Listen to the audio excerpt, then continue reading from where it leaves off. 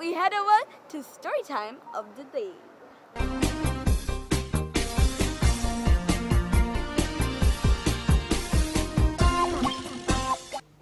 Today's story is about a goat who is called Goat Matata. And just like his name, he is very matata. And he has a neighbor whose name is Cat Akili. Do you know what Akili means? Akili means brain. So as you can imagine, Cat Akili is a very clever cat. Let's see what happens in today's book. Once upon a time, there was a goat. His name was Goat Matata.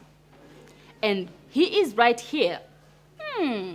Seems very deep in thought with his glasses. I like Goat Matata. Goat Matata was sometimes very clever, but sometimes he was very foolish too. Goat Matata could read and write a little. Yes, he could write 1, 2, 3, and 4. And he could also write A, B, C, and D. Goat Matata could write his name too. Clever goat you have right there. He was a happy goat. Goat Matata lived in a house made of wood. He had built it himself with wood, grass, and mud. And all the goats say it was a good house. You can see him there doing some repair work on his house. In his house, he had a table, 2 chairs, and a small bed. I will make a bigger bed very soon. A big goat should have a big bed, he said to himself. Now, there was a cat that lived near Goat Matata's house. Her name was Cat Akili. Cat Akili was very clever, but very lazy. She liked to sit near the fire and to clean herself, just like most cats do. One evening, Goat Matata went out for a walk. As he came back, he thought, "It is very dark. Did I light the lamp in my house?" He could not remember. So, Goat Matata went to Cat Akili's house. "Please, Cat Akili, give me your torch.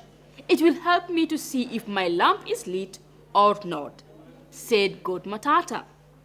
Oh no! Cat Akili laughed. Why do you think Cat Akili laughed? Yes, if the lamp is lit, you will not need a torch to see it, because there'll be light in the house, isn't it? Goat Matata felt very, very foolish. On another day, Goat Matata wanted some firewood. So, he climbed up a tree and began cutting a dry branch. But he sat on the branch that he was cutting. Do you know what might happen next? Of course you know, but let's read in the story and hear. Cat Akili saw this and wanted to help. "Goat Matata," said Cat Akili, "you are going to fall." "Leave me alone, Cat Akili. I know what I am doing," said Goat Matata. Soon, the branch fell to the ground. And who do you think fell right next to the branch? It was Goat Matata. He fell and broke one horn, and he hurt his face. His neck and his leg were also hurt, and he had to use a walking stick. Can you imagine that? A goat using a walking stick? Well, Goat Matata was doing exactly that. And you can see him right here with his walking stick. He went to Cat Akili. "Cat Akili, you are a clever cat. You told me that I was going to fall, and I fell. Now tell me the day that I will die." Cat Akili thought and thought and thought. Then she said, "The day you sleep on your back, you will die." One day, Goat Matata ate too much, He also drank too much. He turned and turned in his sleep. And in the morning, he found himself lying on his back.